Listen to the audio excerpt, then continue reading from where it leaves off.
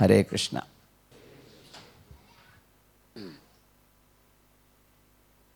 I'm very happy to be here for the Prerana Festival, which has been going on for last several years here. Began probably in 96, 97, I think. More than 150 Preranas have happened here.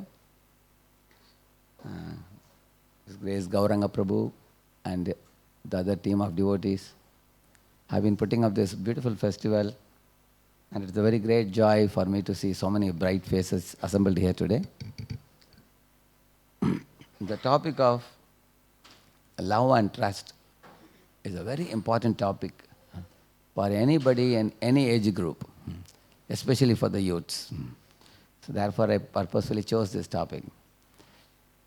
One day in Varada Kunjaberi temple, in those days in the 90s, one of the days I was about to retire to bed at 11 o'clock at night. I was just winding up my office. So one big car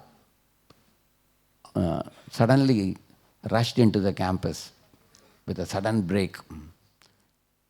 So one young boy got out of the car and came in front of me, breathing very heavily. Like that he was breathing very heavily. And then he came and fell at my feet, and I lifted him up, and he was weeping. Then I asked, "What happened to you? Who are you? Why are you crying?" He said, "I just have come for only one thing. I want your blessing," he said. I asked, "What blessing do you want?" He said, "I want to shoot my girlfriend." And he said, "Before doing such an act, I thought it's better to take a blessing from a sadhu." And then I said, "How can I give blessing for such a thing?" Then I told him, "Please sit down calmly. You are very disturbed, it seems." "What is the problem?" I asked him. "What is the problem with your girlfriend? Why you became so angry?" He said, "Prabhuji, you see," I was wondering how he calls me Prabhuji. He said, "Prabhuji, I introduced her to one of my best friends and she eloped with him. So, therefore, I am so broken-hearted. I just wanted to tell you and immediately go and shoot her." Then he told me, "Why I want to shoot her? She should not enjoy with anybody else other than me." And I said, "The other boy is not going to spare you, allowing you to shoot her." He said, "Before her, I will finish him first." I said, "If you shoot two people, what will happen? Police will chase after you." He said, "Before police reaches me, I will shoot myself." All the three. So I understood. And after saying this, he was loudly crying. So anyway, I went inside and brought two malas, gave him one and took one myself. I said, "Come, let us chant 1 or 2 rounds." So he chanted with me, a couple of rounds we chanted, Hare Krishna mantra. And after that I told him, "If you want, you can take this mala. How do you feel now?" He said, "I already have a mala." He said, "Really? How do you have one?" He said, "You only gave me," he said. "Really? When was it?" "That was 5 years ago," he said. 4 or 5 years ago. Then I said, "Where is that?" He said, "It is at home, sleeping in the puja room, it is sleeping." He said, "First 1 week I chanted and I kept it there. And I never chanted after that. I have been here before, therefore I came now," he said. So then I said, "See, because you gave up chanting, you have gone mad practically in your life." He said, he agreed, "Actually it is true," he said. "I have gone practically mad. I left Krishna and ran behind this girl. Now she left me and ran away." And he said, "Now, after chanting, I feel a bit peaceful now." And I told him, "You see, probably she is not meant for you. In case you married her and after that she ran away, it will be even more great tragedy. Till now you didn't marry her. Why to marry a loose woman who is hopping and jumping from one man to another? Better you marry a properly situated girl," I told him. Then he became pacified. He said, "That's a good point." Then, then he came to his senses and went back. So, what I'm telling you just now is not just only one story. This story is repeating all over the world, in many places. Love is such a very vital thing for people. Everybody is trying to love someone or be loved by someone. Somehow, people are reading now love novels and love movies they're watching, love stories, love poems. People are very much after love, which is one of the most misunderstood things. Therefore, I took this topic. Maybe you can keep here. I can see here, I think. Yeah. So, love and trust that never rust. Where I got this word rust from, in Bible, once Jesus said, do not endeavor for wealth which can be stolen by thieves, eaten by moths, or rusted by wind, he said. What is the meaning of that? There are different types of wealth in this world that you can accumulate.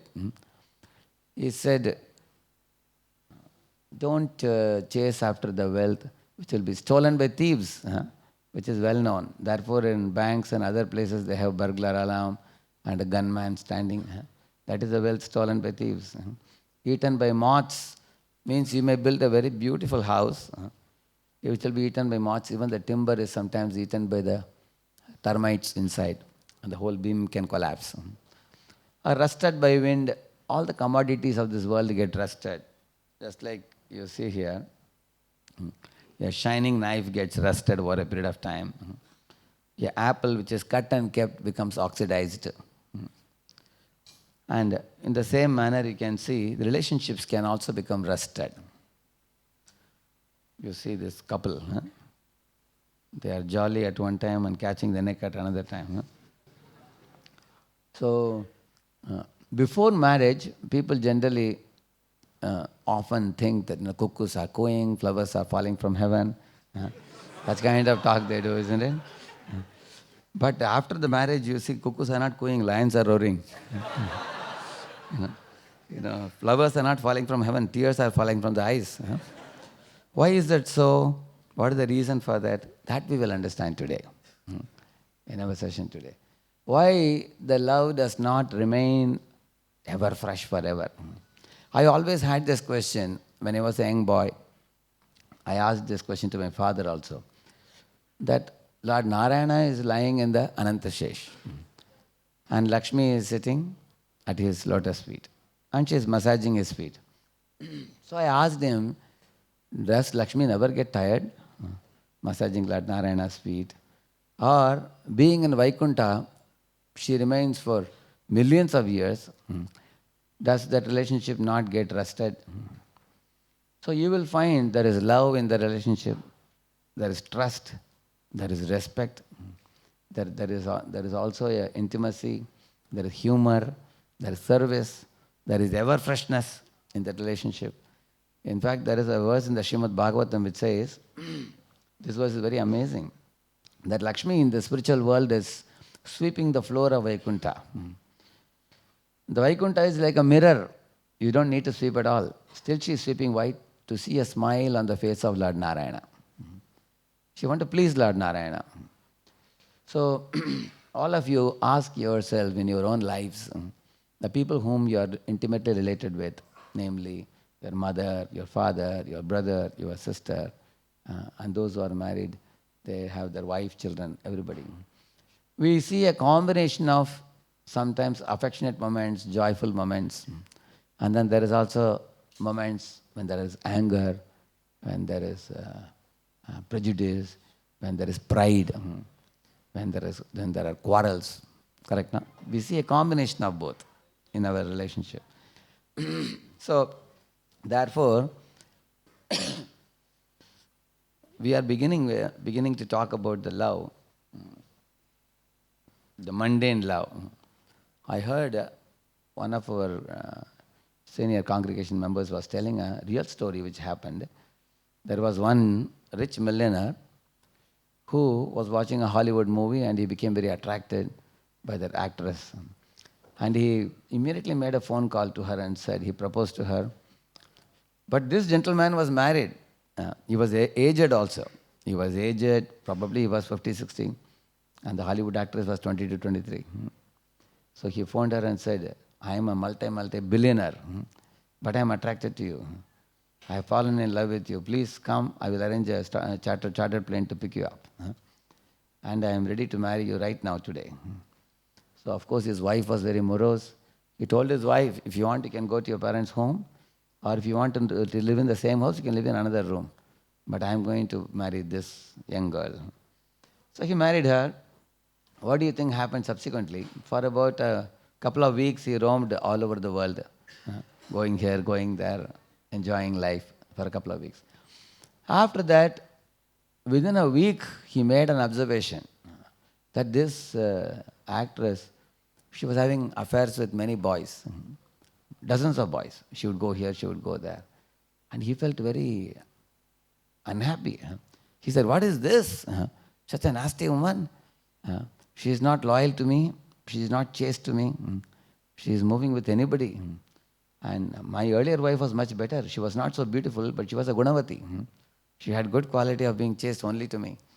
This actress is so bad. So he was considering of divorcing her within a month.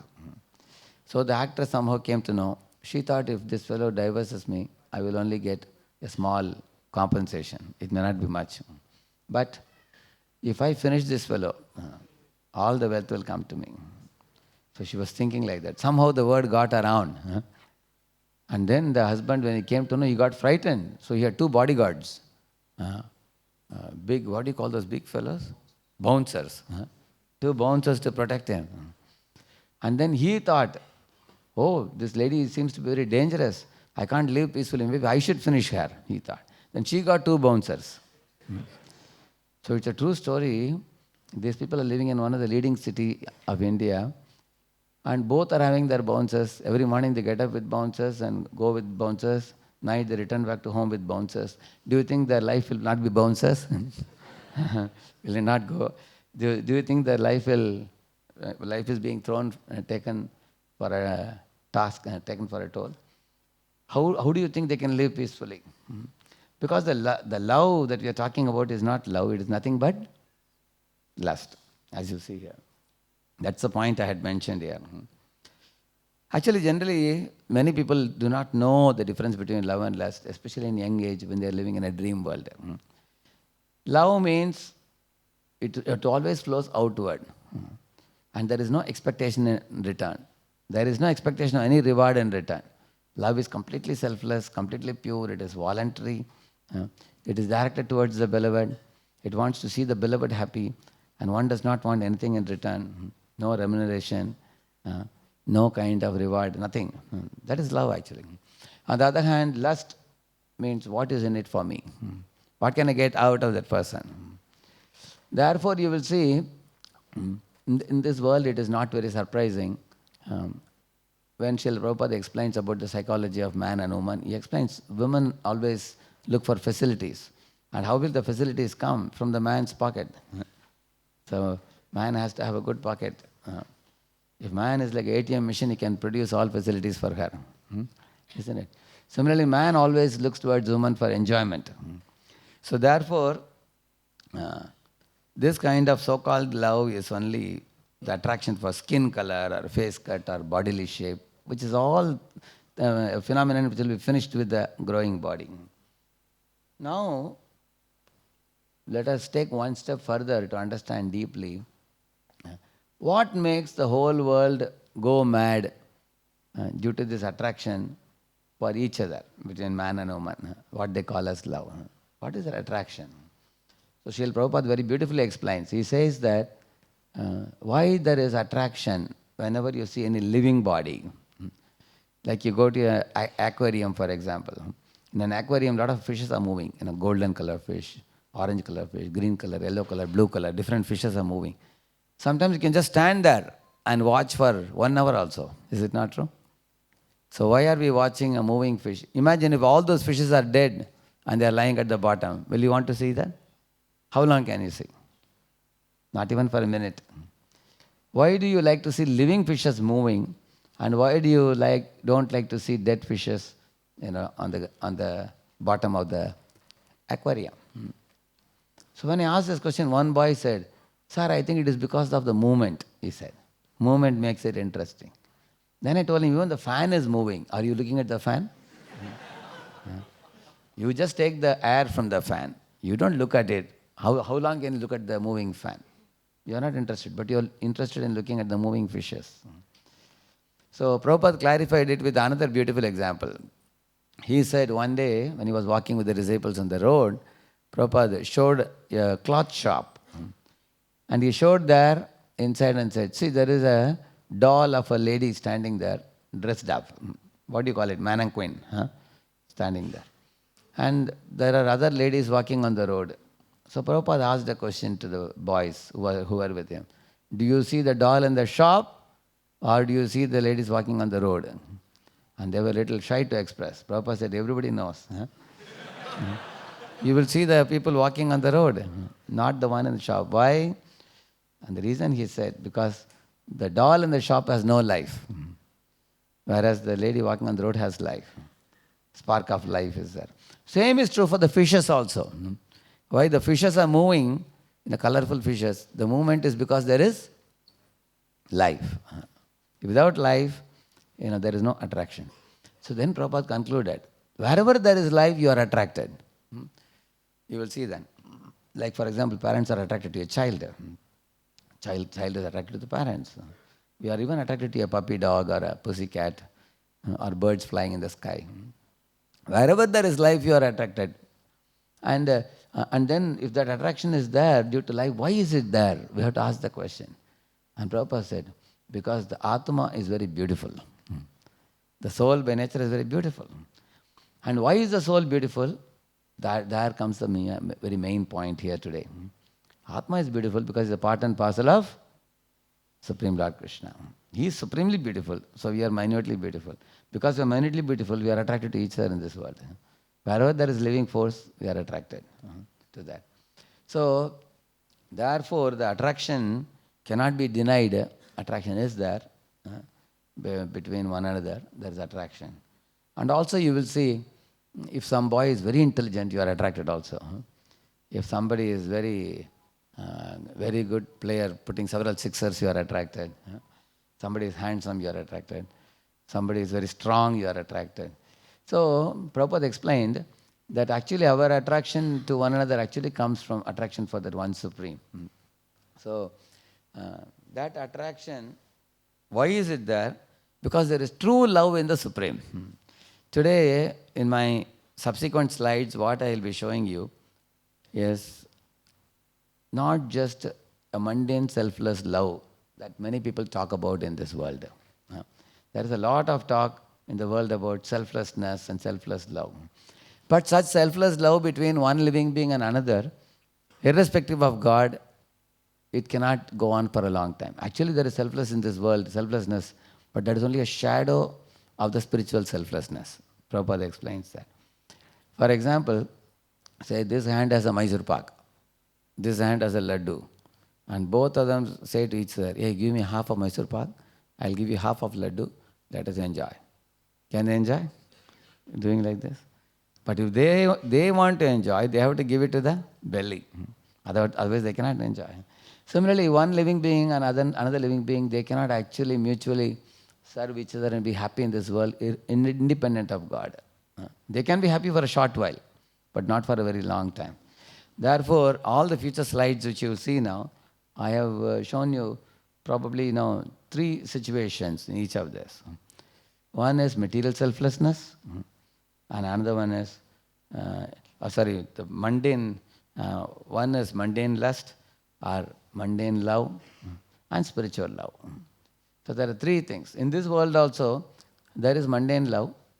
The mother and child love is most appreciated in this world. For example, say you are going in a train, there are people selling pakoda, bhaji, which is very nice smelling, isn't it? Everybody likes it. But if you buy and put it in your belly, tomorrow morning you'll have stomachache. Why? Because that is not actually cooked in a way to make you healthy. So the vendor, what is he concerned about? Is he concerned about your health? What is his main concern? Yeah, he has to fill his pocket. And he doesn't care what will happen to your belly. He may use a recycled oil, recycled 20 times. Yeah, because he's not going to bother about you. On the other hand, your mother, she's most concerned about your health, isn't it? Like your mother, she even meditates what my son will like.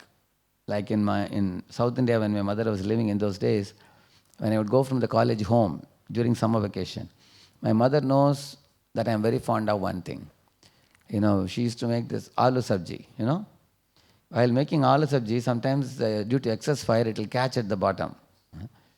But after she removes all the sabji, the bottom portion will be stuck. I used to tell her, you remove it and give me. So she used to do like this and remove it, and the powder. And the powder will be very crispy, very tasty. And also I used to like that burnt aloo very much. So whenever I would go for the vacation, my mother would purposely burn the aloo little extra and make it at the bottom and then remove it and keep it for me. You like it very much for you. So you will see that the mothers are contemplating on how to please the children. Is it not true? In the summer vacation time, mother would show, see, in the cupboard there is a stainless steel box full of, she would call it bhakshana. Bhakshana means a lot of eatables. We have made a lot of eatables and kept. And we used to tell them, don't worry, we will take care. With all our friends, we used to sit and finish off. So she is always thinking how to see my children more healthy. And she is very attentive. In which season, what to cook and give. How to make my children nourished and happy and healthy. Even if a son is very hale and healthy, still mother feels he's thin only. She wants to feed more. So Srila Prabhupada says in his purports, he writes that in this world, if you want to see selfless love, where can you see it? Mother and child relationship. There's no doubt about that. That is probably the topmost type of sweet relationship, selfless love. Because generally in India, you will see that parents, when the children are growing up, they generally expect that let my daughter get married and settled peacefully. Let my son study well and get settled in a business.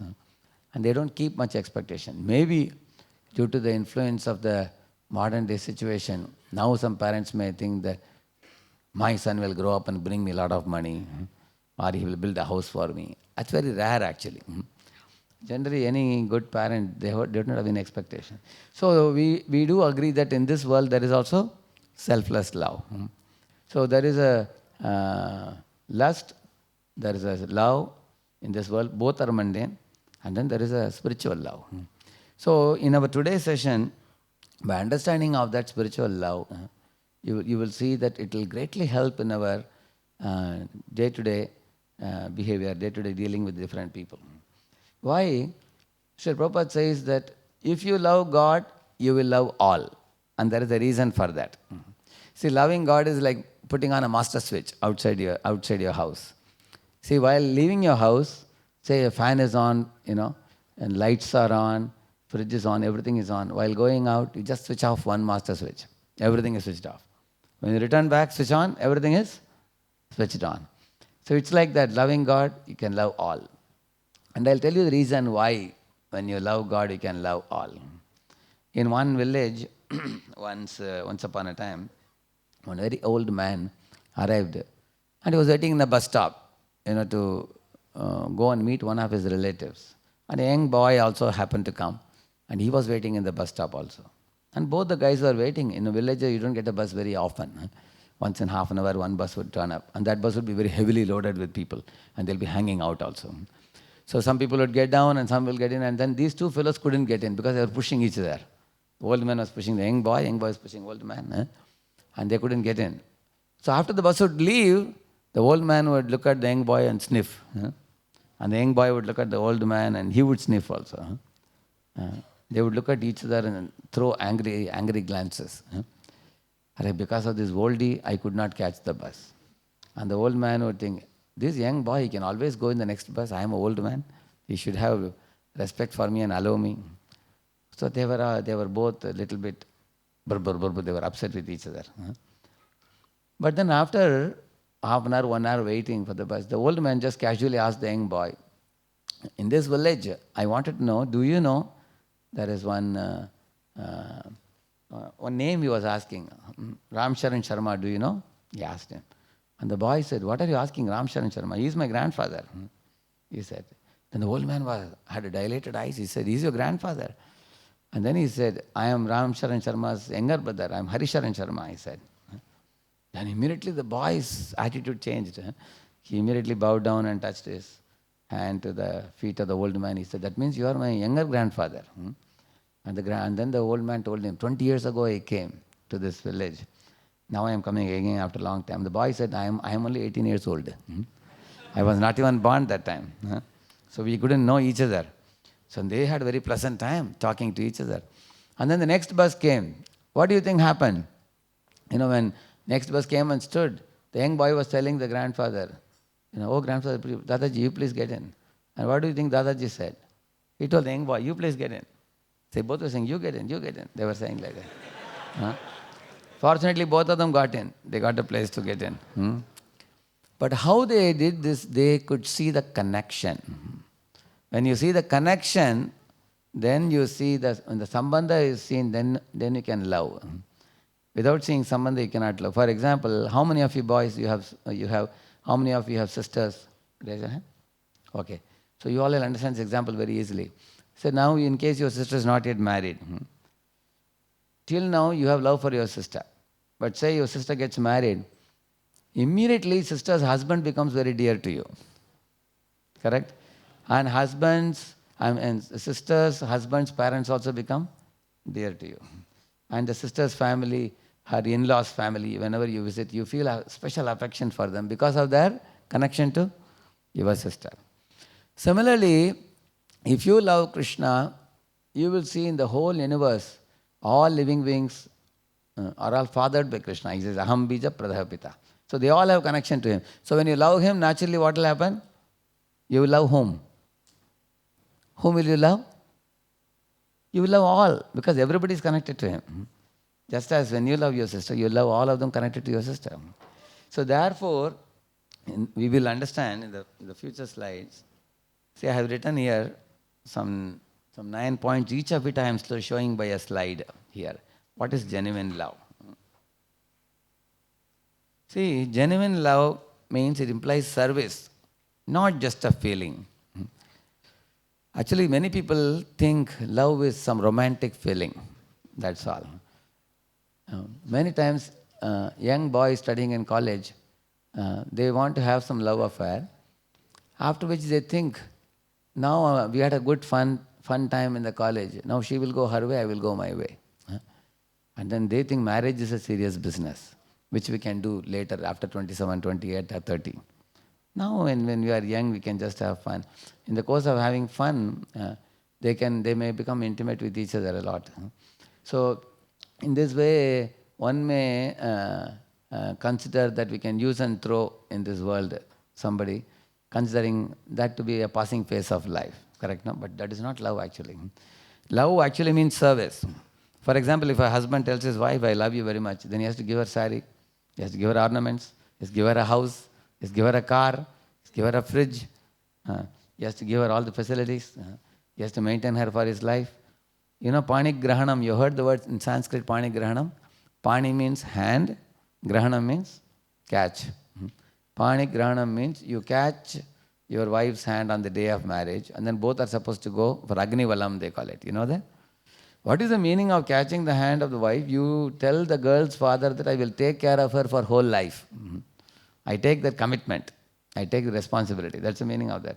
So, love implies service. Like you see here, I have shown some pictures here. You can see Gajendra, for example. He's being caught by the crocodile. All of you think for a moment, if a dog catches your leg very strongly, how many of you think it's a little difficult to chant the holy names? Do you agree? Correct, no? Even to chant it is difficult. But even at that time, Gajendra thought, although this fellow is catching my leg, Lord is coming in the sky, how can I serve him? He thought. Because I cannot tell the Lord, I love you very much, but I won't do any service. So he looked around and then he saw a lotus flower. And immediately he picked up the lotus and immediately offered to Lord. And then Lord Narayana arrived. Lord Narayana was very pleased with service. He did archanam. He did offering of puja for Lord Narayana. So in this way, this is the first aspect of love. When Lord Ram and Sugriva became friends, you will be amazed in Ramayana it is mentioned, they lit up a sacrificial fire. and they circumambulated. Even for friendship, almost like a marriage. They both became friends. But after the friendship, Lord Ram said, "My dear Sugriva, the fruit of friendship is service," he said. "So please tell me, how can I serve you?" When I first heard it, the fruit of friendship is service. I thought Rama is telling that you should serve me. He is not telling Sugriva. What he is saying? Fruit of friendship is service means I want to serve you. So, in this way, love, actually true love implies service. Like you see Arjuna, he requested Krishna that you become a charioteer, Krishna, and then you guide me in the battlefield. What do you think Arjuna was doing? Was he sleeping in the chariot? Telling Krishna, anyway, you have taken charge of the chariot, you carry on, you do the needful. I will go to sleep. He was taking initiative also. He was actually following the order of Krishna. And why I showed this picture? Because Krishna himself is becoming Parthasarathi, serving his devotee. That means Krishna serves his devotee, devotee serves Krishna, then only there is love between the two. Where there is genuine love, both are eager to serve each other, not exploit each other. That's the very first thing we are learning here. Of course, one can begin our service with like you all come to the temple, you bow down before God. That is one type of service, Dandavat Pranam. You fold your palms, Kritanjali. That is also one type of offering prayer to the Lord. So, and we can also do services with our senses. In San Francisco temple, when Srila Prabhupada was installing the deities of Jagannath, Baladev, Subhadra, many hippies had come. So Prabhupada taught them how to offer the arati. And he told them, when you come to temple, bring some flower, bring some fruit, and offer it to Lord. So they all went and brought fruits. They brought so many fruits, it practically filled up the altar. After offering, Prabhupada gave the fruit back to them, all of them. He offered it all back. So Prabhupada taught them, this is one way to serve. Patram pushpam phalam toyam. So Gajendra offered a pushpam, offered a flower. So now I had gone to Hyderabad, one of the computer companies has a very big housing colony in one place. So they were showing me the sky-rise towers. And they said, in this tower boys are living, in that tower girls are living, and in this tower families are living, they said. But the families are living in homes which have no kitchen, they said. I said, really? Without kitchen, how are they eating? They said, both husband and wife are working. So they come down to eat in a mess below. Wife eats at one time and goes to company, and husband eats at another time, he goes to company another time. And they sometimes cannot even see each other because they are in different shifts. Husband goes to first shift, wife is in third shift. So they were saying like that. And then because of this lack of service to each other, then the relationship also doesn't become thicker. It doesn't become thicker. I have seen my mother, cooking at home, and we all used to eat together at home. Sometimes my mother would be fanning my father also. In those days we had this fan, correct, no? After this came, that service stopped. Yeah. So there's no chance to serve. This fellow is rotating, isn't it? So that used to make the home a very happy home, at least 1 or 2 times of the day coming together. So there has to be, the parents should be, the wife should be chaste, husband should be protective, and children should be grateful. Prabhupada writes this. So then it's a very happy family. Everybody is eager to serve each other, and with God in the center. Then, as I told you in the beginning, the example, how the original selflessness comes from God himself, we will see. Like, if Krishna is the ultimate God, then why should he become a charioteer of somebody? Because he is in love with Arjuna, so he is becoming a charioteer. Therefore, nobody can set a better example than God himself. When he sets example, it's an unparalleled example. Another thing I told you, love is voluntary. It's not compulsion. Anybody working in IT company, you will see a smile on their face on Friday evening. You can check it, isn't it? What do you think on Monday morning? Do you see? There's no smile. But I was very surprised about this. You know why? Because Monday morning, where are they going? To the office. But those are the fellows giving them a very high salary. Some of them are drawing 20, 30 lakhs per annum. So they are not able to look at the salary giving man and smile, although he is giving salary. But when they come home in the weekend, Saturday, Sunday, the wife and children empty his pockets, but still they are smiling. Amazing, no? How is that? Because everybody is looking for love. They are looking for love. Like in a company, can anybody say, sir, I am working in this company because I fell in love with my boss? You work in company, it is obligatory. It is duty. Jana hi padega. You have to go. If you don't go, even if it is a rainy day, you still go because you have to make your money there. And your boss is working because he has to make his money. You have to make your money. Your boss is thinking, I will give this boy 50,000 rupees and I will extract 5 lakh rupees worth work. He is thinking. And then the subordinate is thinking, I will take 50,000. Half the time in company I will do my personal work. He is thinking. Correct, no? Everybody is thinking in terms of what is in it for me. Therefore, it is not love. It is simply lust. So, actually, it's not a voluntary thing. If the company's salary stops, your service will stop. Agreed? Correct, no? If the company tells you, because you have been working with us for 10 years, if you want, you can continue the service, but we will not give you salary. Who will go there? Nobody will go there. But it's not the case with those whom you love. Like, for example, say your parents come to the airport, you go to pick them up. So you voluntarily lift their luggage, isn't it? Actually, your mother, father, you don't like to see them lifting their luggage. You lift their luggage and you don't ask them coolie charges after lifting, isn't it? Because they are your parents. You love them. You want to serve them, isn't it? So many of you have been coming here for many years also. You will understand this simple example I will tell you. You know Dwarakadish Prabhu and his good wife Vishaka Mataji. They were telling me, when they went for one of the first yatras with Param Pujya Radhanath Maharaj, there were some junior devotees. So the senior devotees were telling the juniors, hey, we are all climbing up a hill now. It will be difficult for you. Please give your bags. So all the juniors gave their bags to senior devotees. And the seniors were carrying their bag and the juniors' bag also. Both they were carrying. And the juniors had only the joy that we could climb the hill at last.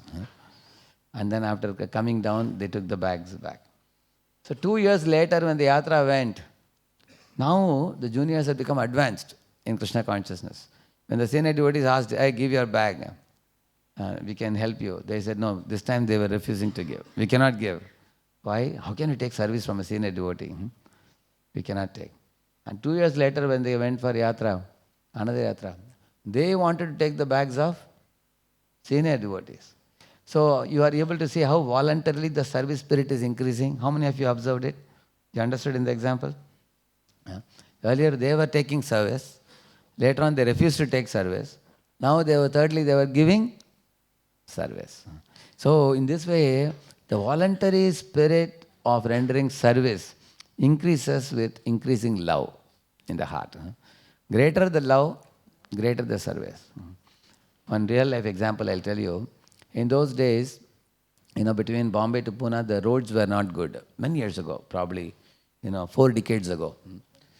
So one gentleman from our, Bombay, one big businessman, he was going in his car to Pune. They were ordinary roads in those days. So while returning back from Pune to Bombay, suddenly the car tire got punctured somewhere midway near Lonavala. Even now Lonavala you can see, it's like a thick jungle. In those days it was even more thicker. So he got stranded there. It became already 7 o'clock at night. So he had to put the stepney and it was becoming dark, almost like 8 o'clock. So he was looking around, is there anyone? I am alone. Maybe night we don't know what all you can expect in such a dangerous place. In those days it was not well laid out roads and all that. So he happened to see one farmer was returning. So he told the farmer, this is the situation of my car. Farmer said, please sir, come to my home. You can retire tonight. So he took him to his home, he gave him food. He allowed him to retire that night. Next day morning when he got up, this rich man felt I should do something. So he took out a 500 rupee note and told the farmer, please take it. Farmer said, what is this? I cannot take anything. I just did my duty.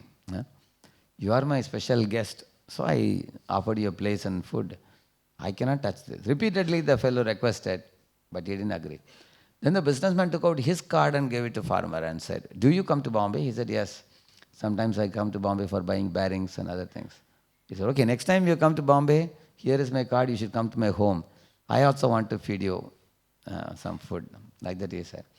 Now when I heard it, I was thinking, Why did the businessman voluntarily give his cart to that farmer? Because he felt obligated. Correct, no? When somebody does something for you without expectation, immediately your heart blossoms. You feel that I want to do something. I also want to do something in return. That feeling naturally comes because it's a voluntary service. So the farmer did what service? Voluntary service. So in this world, even voluntary selfless service touches our heart. What to speak of? Here you see Prataparudra king sweeping the floor in front of Jagannath's cart. You will see it's a voluntary service. He is very joyfully doing, considering himself a servant of God. So you will see that the service to Lord is also done in a voluntary way. There is no pressure. There is no force. And therefore in love, it's voluntary. Like the other picture, you see the fellow, the boss is behind him. He is challenging him, why you are not completed the job. So the fellow is feeling threatened. His blood pressure is rising. Still he has to do the work. You can't run away. It's not voluntary. So love is selfless and the opposite is selfish. Actually, modern societies lack such deep feelings of commitment, responsibility between family members because that coming together with God in the center is not done. Just like you take a compass and put various circles of varying radius, they will all be called as concentric circles, isn't it? On the contrary, when man becomes disoriented in life with no God in the center, no goal of life, no meaning of life, money only becomes the goal. There is no man making, there is only money making. Then it looks like somewhat like poor child. You look at the child, how is he? Yeah, you can see everybody is after a key to a good career. They want to get better grades. They want to prove themselves. They want to climb on the ladder of success. Everybody is I, me, mine centered. It's called as I, me, mine bubble. Everybody is having a bubble around them. I, me, mine, I, me, mine, I, me, mine. Everybody. So because of that, there is no selflessness. This is one amazing picture I got. You see this florist lady. See these two daughters of this lady, how happy their faces. Do you think this happiness comes from money? They don't seem to be very moneyed people. But you see, the relationships and welfare of others is given more importance than economic and material advancement in the traditional Vedic life. Another picture you see Lord Chaitanya surrounded by his all associates. So all the exchanges were all based on respect and service and consideration of others' feelings. So love also implies that one has to take into account others' feelings. What will they think if I say this or do this? You think twice before you speak. Look before you leap, not just do it. Just do it has become the norm nowadays, isn't it? Look before you leap. So in this way, these are all showing selflessness. But where is the self? This is a king. King Gaya's role, it is explained. How the kings were also selfless. See, the words are used. Portion, the kings gave sufficient food to the citizens. Prinana, he distributed gifts to the citizens. Upalalana, he called for meetings and satisfied the citizens. Anushasana, he was giving good instructions on how to become first-class citizens. And the kings did protection, administration, welfare. They were constantly thinking of serving the society. In Bhagavatam, if you want to know how the kings lived, Prajanam Pitruvatsalaha, it is said. They lived exactly like fathers of the citizens. Like that. So there is also selflessness in the king's role. Where is the selflessness coming from if you see? You see everything in Lord's creation. You look at the tree gives shade to somebody but takes the chill, cold winter. Or it takes the heat of the sun and gives shade, isn't it? Or the tree gives tree bark, the tree gives tree gums, the tree gives fruits, it gives flowers. Even a woodpecker which makes a hole in a tree and then lives there, the tree gives shelter also. Later on the tree becomes firewood or the tree becomes a table, isn't it? So Lord Krishna himself quotes the example of tree, how the tree is selfless. Actually, if it happens to be a mango tree, do you think the mango tree will ask you for charges for the mango? It will just give you mangoes. But a man comes in between, plucks the mango and sells you for money. Otherwise, the tree doesn't sell you. The tree gives you free mangoes, the cow gives you free milk, the ocean gives you pearls, sun gives you sunlight, moon gives moonlight. So you will see in the creation, the selflessness can be seen in Lord's creation. Lord himself is selfless. He has sent the holy books, holy, holy places, you know, the holy sages and saintly people. Lord Krishna, you read the 15th chapter of Bhagavad Gita, you will come to know how you can see the Lord in every walk of life.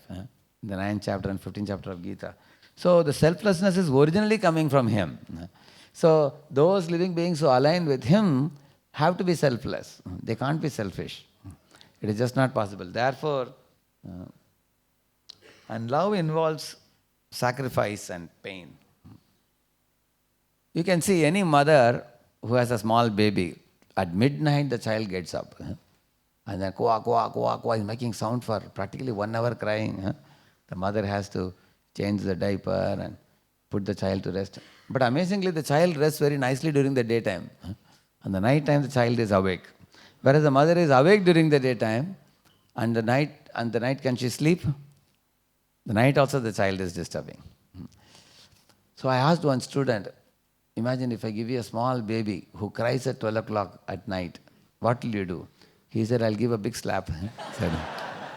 Isn't it? Because he cannot understand what is the sacrifice made by the mother. Correct, no? So you will see love involves sacrifice, and also there is a pain involved also. One is willing to take. So actually, if nowadays people want some easily obtainable love, what actually is nothing but lust. They think love is all about romance, but actually in love there is a sacrifice. Of course, you see Krishna Sudama friendship has a very great intimate love. You can compare two people, compare Krishna Sudama relationship, compare the Drupada Drona relationship. It is just the opposite. You will see Lord Krishna here as Dwarkadish is washing the feet of Sudama. What do you think Drona did? Drupada did. When Drupada saw Drona coming at a distance, entering the palace, he felt so unhappy. This poor Brahmana will come and spoil my prestige. He told the ministers, give him some alms and send him away. But then Drona insisted that I want to go. I am his Gurukul Day friend. So when he came in, Drupada put his head down. He said, hey Brahmana, relationships can only be amongst equals. I am a royal. You are a poor Brahman. Take some charity and get out of here. So he insulted him. And just the opposite, Lord Krishna, you can see here how he treated Sudama. This is a very direct comparison of genuine love versus one who is afflicted by the disease of false pride and false prestige. You can see that. Is it not true? And you will see in this world also, whether it is between man and woman or between a boss and a subordinate, whoever it be in this world, if it is like Drupada Drona relationship, it becomes bitter and bitter. Later on, you know what Drona did? Drona went back and had Pandavas, Kauravas as his disciples, and he sent the Pandavas to capture Drona, defeat him and bring him. So they brought him a captive. At that time, Drona told Drupada, hey Drupada, when I came to your court, you insulted me. Now you are bound by chains. You are bound by chains and hands and legs. I can cut off your head if I want, but I am not as mean-minded as you. So I'll spare your life. And by the way, it seems your kingdom has become mine, but I'll give it in bhiksha to you. Take it. Like that he said. Actually, he was very sarcastic. And do you think Drupada did not talk back? Yes, Drupada didn't talk back. But he was fuming in the heart inside. Outside, he behaved very humble. He said, thank you, he said. And inside he was telling, wait and watch what I do. Inside he was thinking. So when he went back, he created Draupadi and Drishtadyumna through a fire sacrifice. And that Drishtadyumna became the cause of the death of Dronacharya. They were taking revenge towards each other. So there is no question of love. In the Gurukul days, they were having love, which clearly goes to show in this world, the material love can get faded away over a period of time. Whereas Krishna and Sudama had a very deep spiritual love. And that love actually carried them forever. Even after Sudama returned home, he was remembering Krishna very fondly. So, on the other hand, I've just shown the currency notes, needless to speak about it. You all understand what it means. See, in villages you will see mothers use this grinder. This grinder is made of stone. I don't know how many of you have seen it. Any of you have seen this? Oh, good number of you. Very good. It's amazing that even in your generation you have seen it. Huh? Yeah. Because now the grinders and all have come. So this lady, look at her face, how smiling she is. Huh? She is sweating also. Huh? But she is thinking that, oh, my husband, my children, they will be so happy. Generally, my mother used to use this for making this masala and all, you know that? Like they will put all these different kinds of. Then the items become very tasty, delicious. In the modern time, people may say, why to take so much trouble? Just that one item can be, removed. But people who take trouble. On the other hand, you can see the lady is going to gym, I think. Huh? She has no time to cook. If she can use this time, she is going for gym and doing this exercise or this exercise. Huh? So many exercises in those days women would do. Huh? That way she could serve the family and family can be happy, she can be happy. Because there is an exchange of love in that. Do you agree? Correct, no? So you can see selflessness. And love is also free from unrealistic expectations. All of us can ask a question to ourselves. We all want everybody to love us. We want everybody to respect us. We want everybody to understand us. We want everybody to treat us fairly. And we want nobody to cheat us. And none of us want to commit any mistakes. Or, even if we commit mistakes, none of us want others to know that we committed mistake. You agree? These are all unrealistic expectations. You can see that. 18th chapter, Lord Krishna says that Arjuna, when you lit up fire, there is also smoke. You can't have only fire. Along with the smoke will come. Similarly, in this world, any project you undertake, there will be some mistakes will come. So, therefore, people have unrealistic expectations towards each other. We are talking about loving relationship. Say, you will be amazed to see in this world when, therefore it is said in the Shastra also that the marriages are made in heaven, it is said. Why? Sometimes you find a very handsome man. He is very tall and hefty and very handsome. But his wife is very small, tiny, running inside and running outside, looks like a rat. And you wonder how this man married this woman. You wonder. On the other hand, sometimes you find a man has a big tummy with a big mustache, comes with a big belt and a lungi, comes like that he comes. Yeah. Sometimes a man comes, you have seen like that, and then you look at his wife, she's like a Mahalakshmi. So you wonder how this fellow got married to this. He looks like Ravana, she looks like Lakshmi. So therefore it is said marriages are arranged in heaven. Yeah, you will see that. So in this world you will see everybody gets a spouse as per what God has allotted for them. Yeah, a husband should think my wife is a gift given by God to me. And wife should think my husband is a gift given by God to me. They both should think like that. Similarly, all of you students, you can think, I am born in a certain family, my parents are Krishna's gift to me. And they should think the same way. But generally people don't think like that. The reason is this.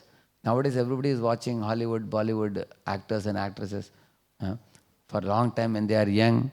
And then when a boy marries a woman, he thinks my wife should be like a Hollywood actress or Bollywood actress. And she is also thinking my husband should be like James Bond. Correct, no? Is it possible?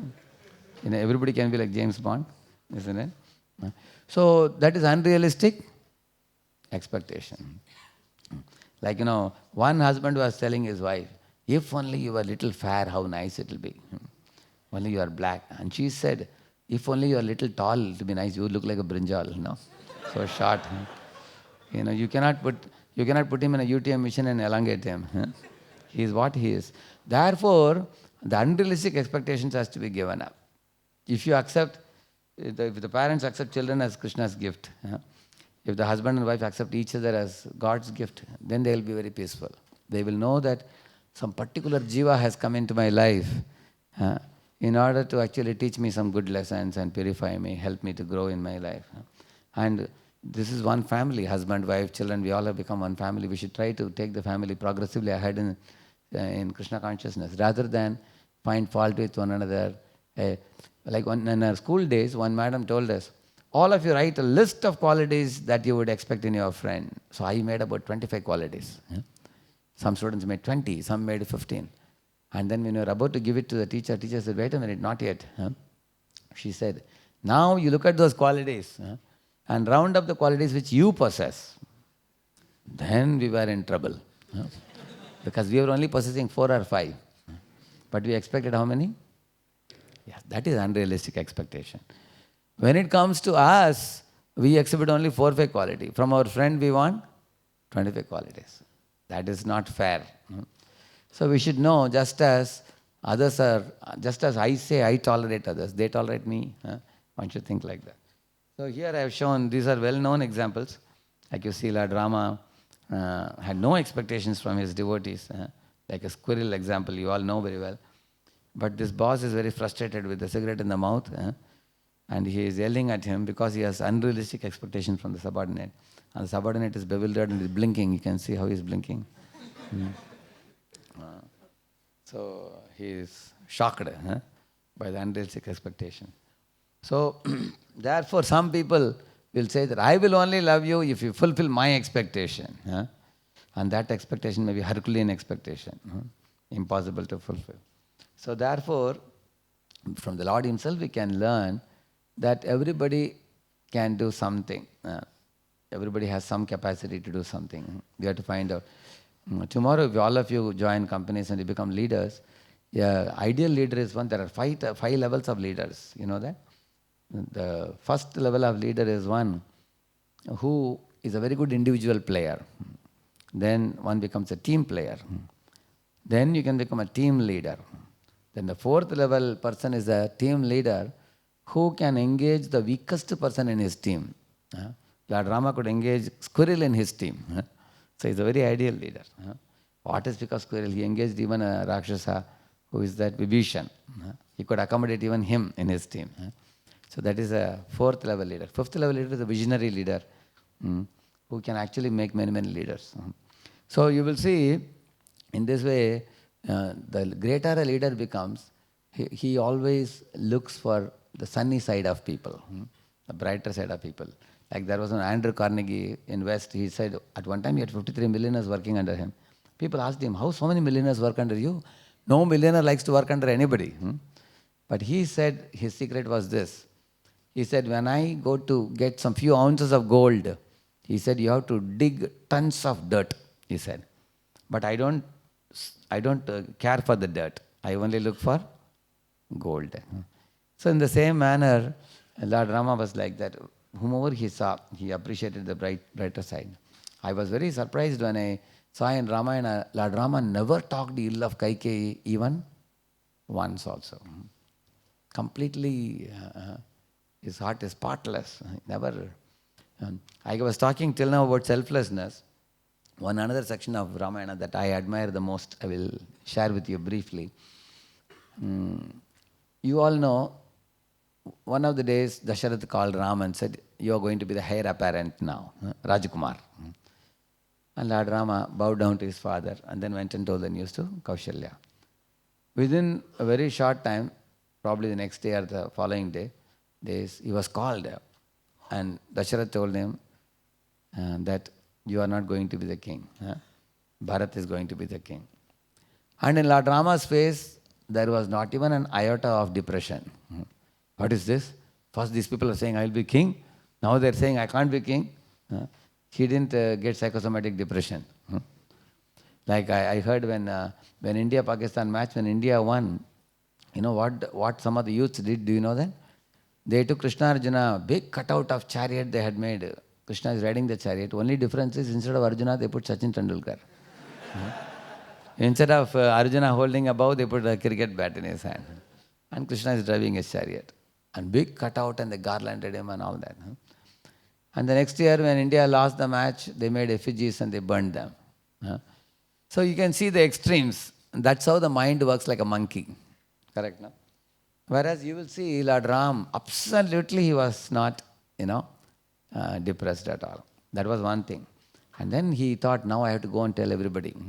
So he went to his mother, Kaushalya. And he told his mother, oh mother, I'm going to forest for 14 years, but that will pass away like one moment. And I'll come back very quickly. In the meantime, you take good care of the father. And Kaushalya said, my dear son, if you are going to listen to your father, you should also listen to your mother. And Ram said, okay, please tell me, what can I do for you? She said, your father is telling you to go to forest, I am telling you not to go. Because Kaikeyi wants her son to become the king. Let him be the king. You just live in the palace peacefully. You don't have to be the king. I will convince Kaikeyi. Ram said, nothing doing. Pitruvachan cannot be broken. I have to go. Then Kaushalya said, if you are adamant on going, then take me with you. I will also come. Then Ram said, yeah, a woman should always stay with her husband. And now Kaikeyi has already deserted him. Now if you also leave him and come to forest, my father cannot remain alive. So you should give him company now. So you should stay back. So Kaushalya loudly cried, you are not letting me go with you and you are not staying back. I think you are determined to separate from me. How can I maintain my life? So you know what Ram said? He said, mother, if you cry like this, how will there be auspiciousness for me in the forest for next 14 years? Please be tolerated. Then mother immediately calmed down. So you will see that how Ram spoke to Kaushalya. Now comes the very interesting point. Let me see who amongst you finds out. When he went to Sita now, at the time Sita was actually in the puja room praying to Lord Vishnu for the good of her husband.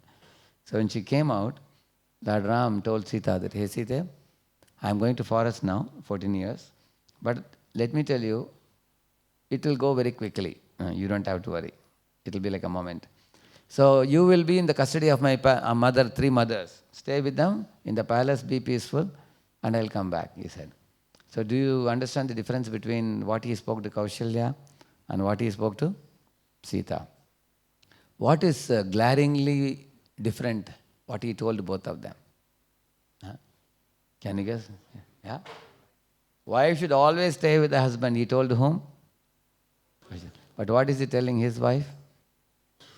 You should stay back, he said. And Sita said, what? I will stay back and you will go away? She burst into tears.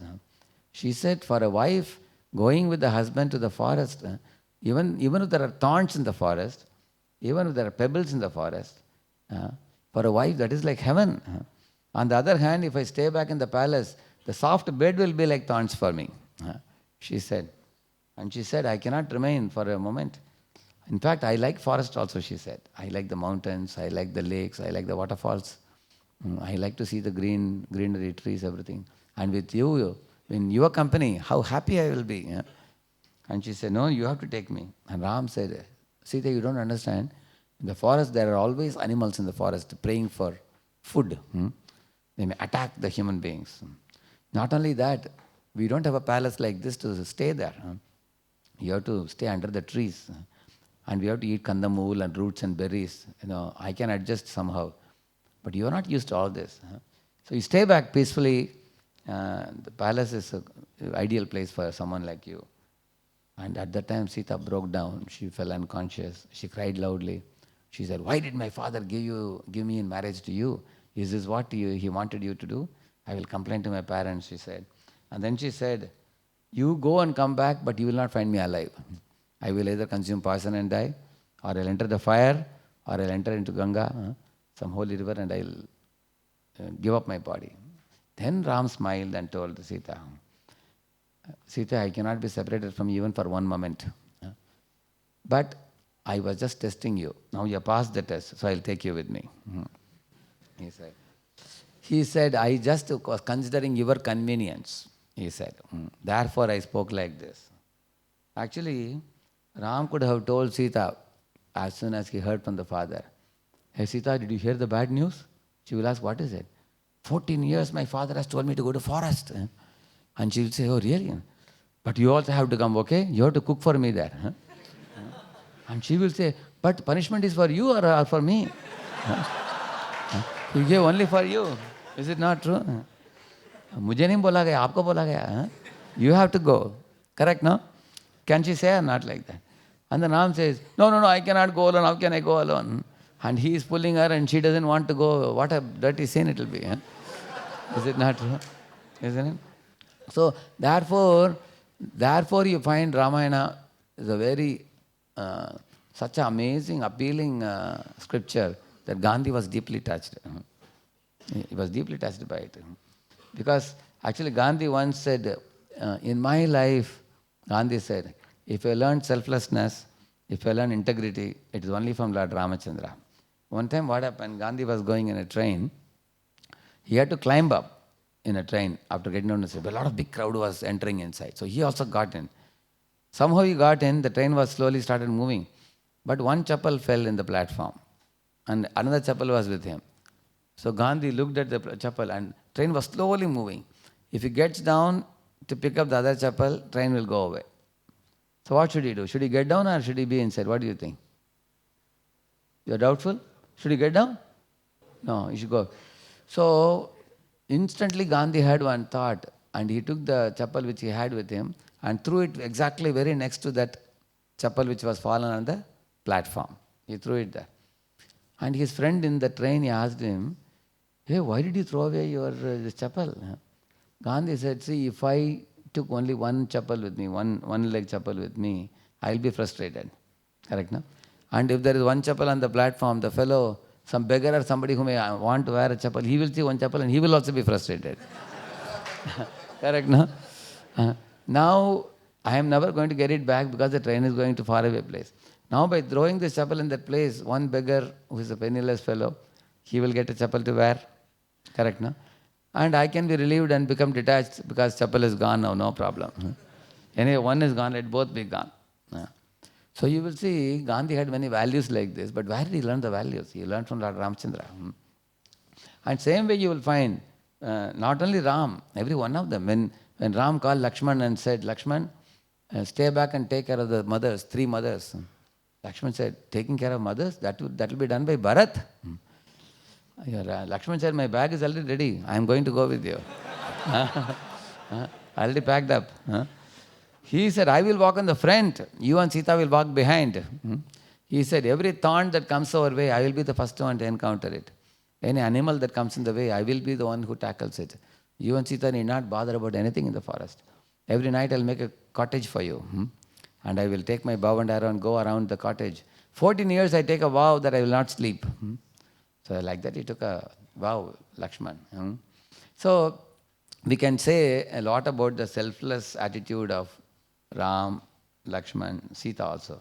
See, Sita was not ordered to go to forest, but she volunteered to go out of love. Lakshman was not ordered to go to forest, but he volunteered to go out of love.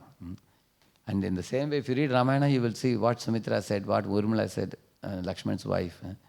Well, Lakshman's wife Urmila told him that actually, you know, you are very, very fortunate. You go to forest and serve Ram. Although I will feel a great separation from you, by allowing you to go to forest with Ram and serve him, I also get to serve you in separation. So 14 years she was staying in the palace. Actually, Urmila could have easily told that, see, Ram is taking his wife, so what you should do? She can ask Lakshman, no? If Ram is taking his wife, you also should take your wife, and I am here, you take me. She didn't argue like that. She knew very well, if he goes alone, he can serve better. If I go, then half his attention will go to me. Correct, no? So, in this way, you can talk a lot about selfless attitude of the characters of Ramayana. Love means respect. What is respect? Actually, respect has more than a dozen meanings. One of the meanings of respect is the most important meaning I am giving here, which means valuing individuality. On the extreme right, I have shown a picture of mother and child. This mother is comparing this child to the other child. She's saying, hey, look at that lady's child, and look at you. You are a muff. That fellow is very intelligent. People make comparisons like this, correct, no? So because of this, what happens? This kind of comparison, the children become very put off. I heard a story, I don't know, probably it is, some people say Thomas Alva Edison, some people say Einstein, but surely one of the great scientists' mother, saw that the boy was fired from the school. Who was it? Edison only. Yeah, Edison. But the mother didn't say what the teacher said about Edison. Actually, teacher said, your Edison is a muff. Don't send him to school anymore. But the chit was still there at home. But the mother told just the opposite to the child. My dear child, the teacher said, you are too intelligent for the school.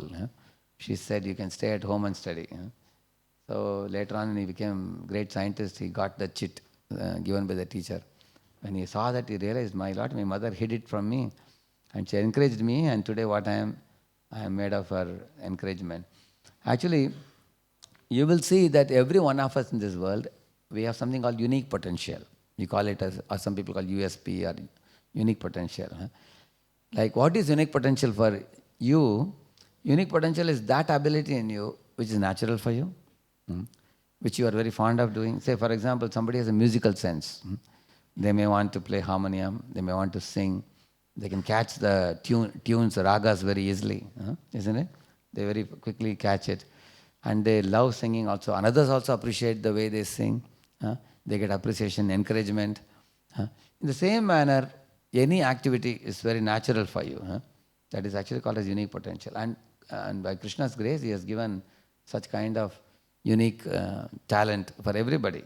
Everybody, like you see this bat which flies, he can emit some ultrasonic signals so that he doesn't hit the wall. Similarly, every creature you see, it has some ability, like the eagle has its telescopic eyes to see. Although he's flying up in the sky, he can see down. Each animal, each bird, each human is endowed with some unique potential. So we can find out what is my potential and focus on that. Again, this is actually called situational leadership, we call it. What is it? You all know the story of this hare and tortoise, no? So who won the match? Tortoise, isn't it? Because we say slow and steady wins the race. Although it is true slow and steady wins the race, it is only possible if a hare goes to sleep. Let us assume hare never went to sleep. Then the formula of the story will be different. The fast and consistent will always beat the slow and steady. The fast and consistent. So therefore, who will win otherwise? The hare would have won, but he slept off in between. So the tortoise saw, every time this fellow wins, I will never be able to make it. You know what the tortoise did? He put a target ahead of the river.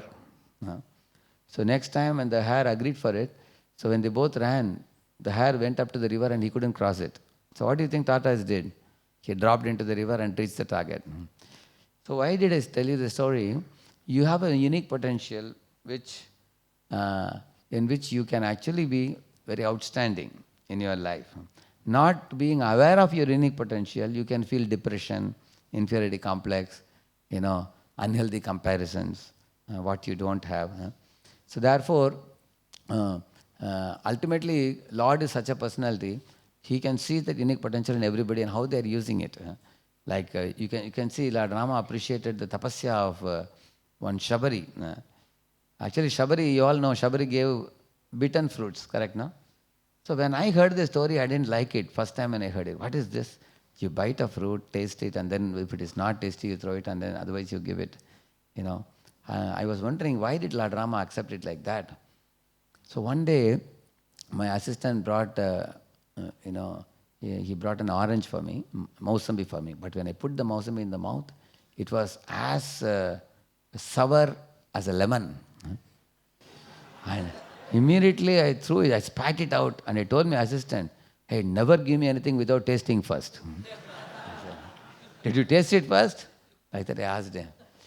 Then I realized, then why did Shabari taste and give? Because she wanted, correct? Huh? Because she wanted to ensure that the fruits are tasty enough. Is it not true? For Lord Rama. So you can see that Lord Rama accepted from Shabari something simple. Krishna accepted something very simple from Sudama. You can see that they didn't have any big expectation. Actually, Sudama, when he was going to Dwaraka, Sudama was thinking in his mind, now that I am going to meet my friend, how can I go with an empty hand?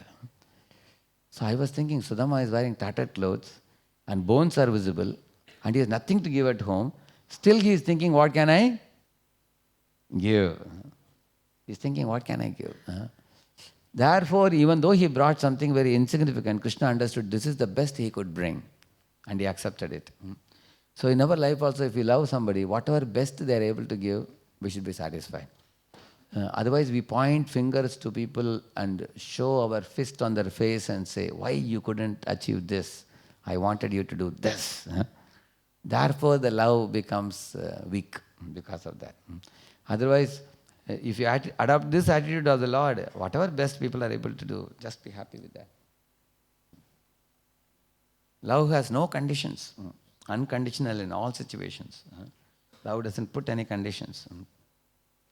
Actually, I have shown that our Vibhishan picture I have shown is coming to the Akashmarg to join Rama's army. Rama did not put condition, you have to be of a higher caste or lower caste. The Guha, he was a Nishada, he was of lower caste. There is one quality in Sanskrit called as Saushilya. Saushilya means Lord can associate with anybody practically. He can associate with Vanaras, can associate with Rakshasas, he can associate with lower caste people. Whoever had love for the Lord, Lord accepted without any prestige issue, like what Drupada had prestige issue. So Lord Rama's love is unconditional. Now, think about this question. You all know, in material life, unless you 100% do a thing, you are not considered successful. Correct? See, one of our boys in Pune, he had joined our ashram, claiming that he is an engineer, he said. And after 1 year, I came to know that he says he is an engineer, he is not yet an engineer. Because one paper he didn't pass. He had finished 44 papers out of 45.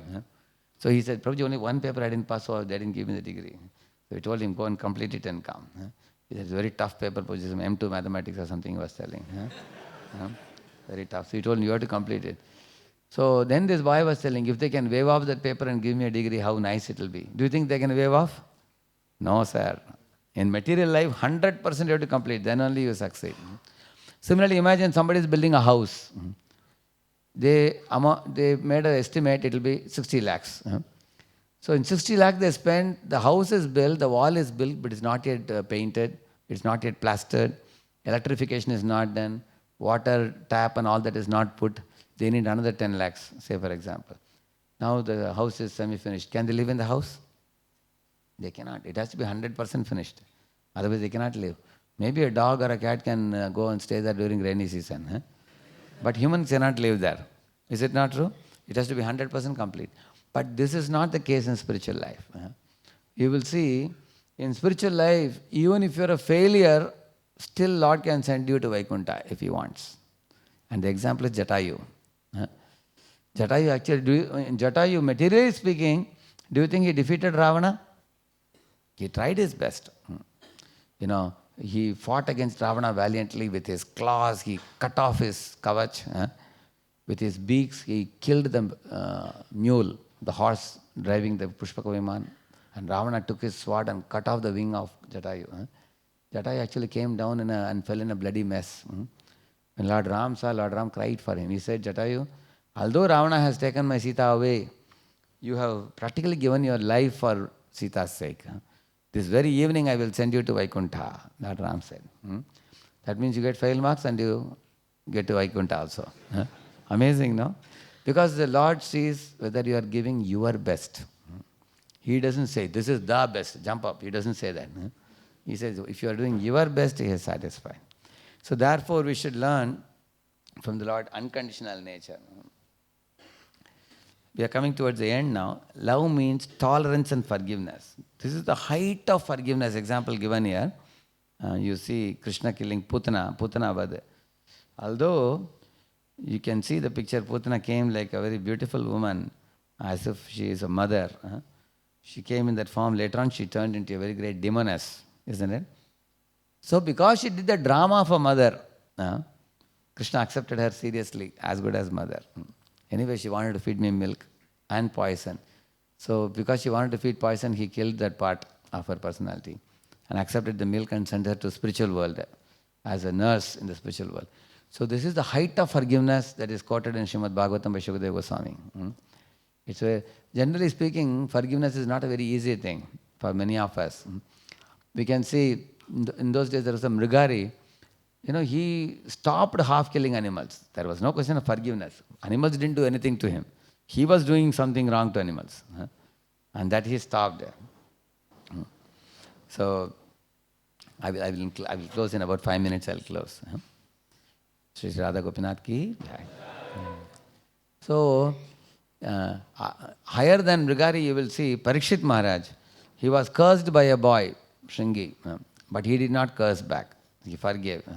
So in this way, you will see Prahlad not only forgave, he prayed for the deliverance of his father Hiranyakashipu. So you can have increasing degree of forgiveness, and Krishna's forgiveness is ultimate. So the love also means tolerating the blunders and mistakes of the loved ones.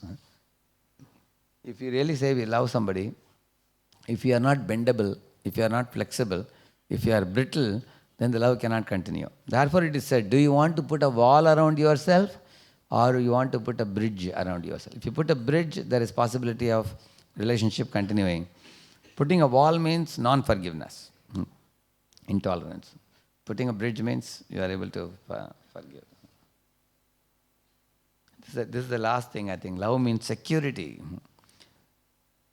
Love means support, shelter, pleasure. One feels very stable. What is the meaning of this? The one whom you love is always available for you at any cost. Like once I saw in Dadar, one Mataji was in a queue taking ticket. She had a baby on her shoulder. Baby was sleeping. Then she climbed up on the staircase, climbed down and caught one train, and she was going. But the child was all the while peacefully sleeping because the child found a shelter in his mother. Similarly, where there is a very strong love, one can feel the support and one can feel the shelter and happiness. Like you see this child, definitely is in a very happy mood, isn't it? So trust, I did not make any slides, but I will just say for 5 minutes something about trust and I'll conclude. Because love is all about relationship. But if there is no trust, there is no relationship. For example, during marriage time, when a boy is seeing a girl, parents are seeing, there is always fear that the other family should be a good family. Correct, no? There's a fear, there's a doubt. Similarly, when you eat out in a hotel, there is doubt. Similarly, when you go to a doctor, you are afraid that this doctor should not be an exploiter. Because some doctors make you their lifelong customers. Correct, no? So you want a good doctor, genuine doctor, isn't it? Similarly, you're joining a college, you should get placement after your studies, isn't it? So you have doubt.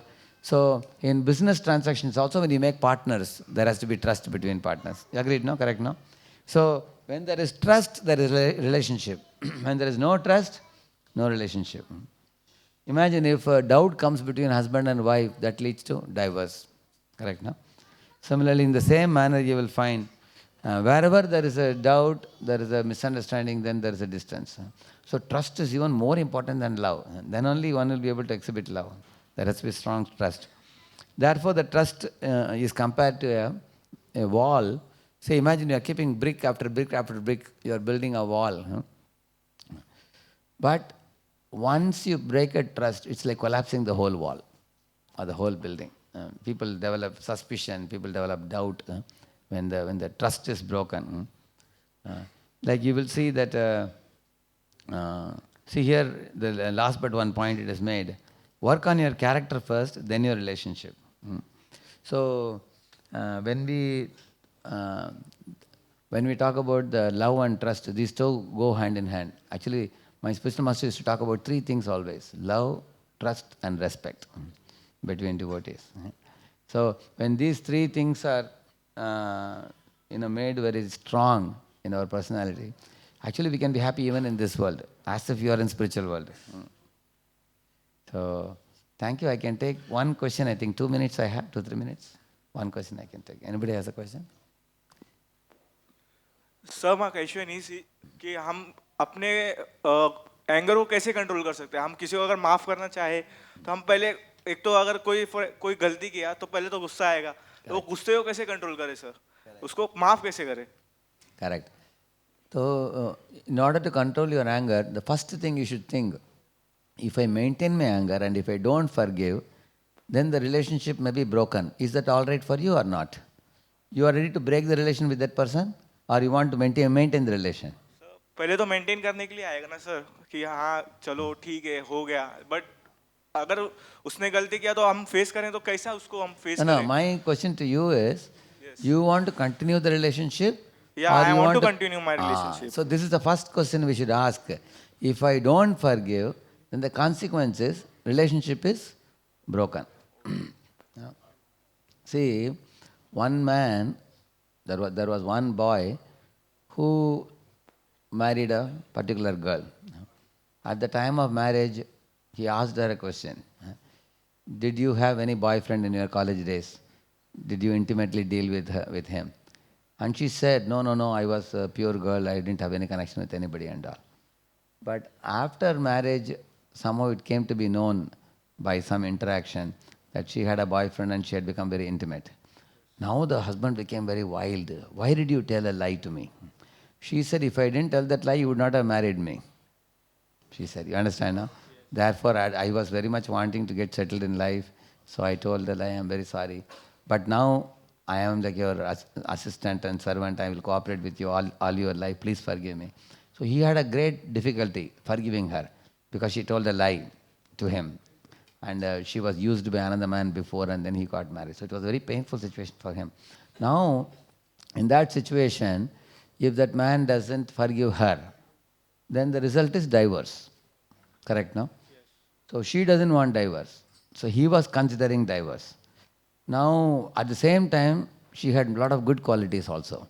He saw her that she is very good wife and she is very submissive, very cooperative, very nicely cooking, very peacefully going on, very devotional minded. But she was actually cheated and exploited by that boy before. It wasn't her intention. So he wanted to consider forgiving also. But it was very painful for him. At last he forgave her and continued with her. Otherwise, what happens? The relationship breaks. So this is the first reason why you should forgive. Because we want to maintain the relationship. That's one reason. And the second thing, if you don't forgive, you suffer more than the other person. Because many doctors say that psychosomatic illness, we say, there is a endocrine orchestra, we call it here, medulla oblongata. It secretes some chemicals, like our adrenaline secretes. It increases the blood pressure for you. Repeatedly thinking about that incident, it's not good. And krodha sanskaras will surround our body. Like, this disturbance becomes agitation, agitation becomes anger, anger becomes hatred. So as it increases to the hatred stage, you are constantly consumed like a fire by it. So we don't want to increase disease in our body. You want to be healthy, right? Yes. Yeah. So because we want to be healthy, we want to get rid of that thought. And number 3, why do we give up the anger and forgive? We all should know that we are getting certain goods in our life according to our own past karma. Correct now? If I did some blunder in the past, that is returning back to me now. So in this way, we understand that whatever that person did to me, I actually deserve it. But it has come through that person who acted as a nimitta. Actually, I can explain it, only we are running out of time now. Maybe I can personally explain to you. But if you know, okay, I'll tell one little example and I'll conclude. One time in our yatra, 2 devotees were sitting.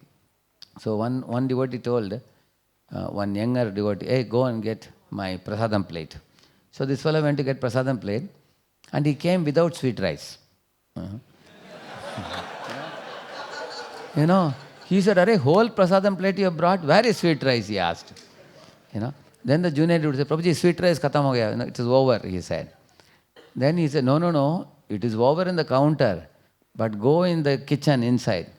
They would have kept a bucket, surely for the servers and all. From there you bring one, this thing, drone, he said. So this fellow went and took a drone in the kitchen and then he brought it back. And this boy came running. When he came very near, he slipped on a stone and fell. And the sweet rice fell like this, on the ground. Then this devotee got really wild. What a fool you are. How did you put it down? He said, "Prabhuji, I didn't put it down, it fell off," he said. Okay, it fell off, but you were careless. And then the other friend told him, "Arey, dane dane pe likha hai chintiyon ka naam."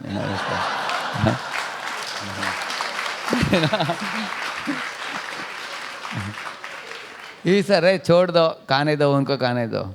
Then this devotee told him, "Okay, ठीक, और एक बार लेकर आओ जाकर." Then this devotee went to the kitchen, you know. Then when he went to the kitchen, by the time the bucket was not there.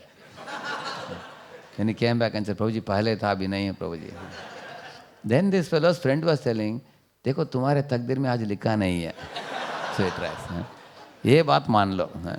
Understand this. It's not.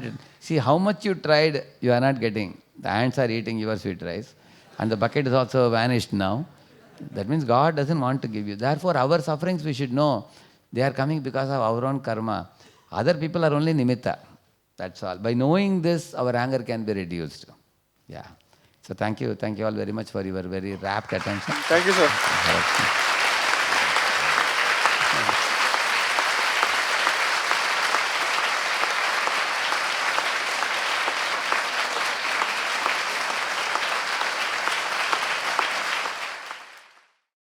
RG Media YouTube channel.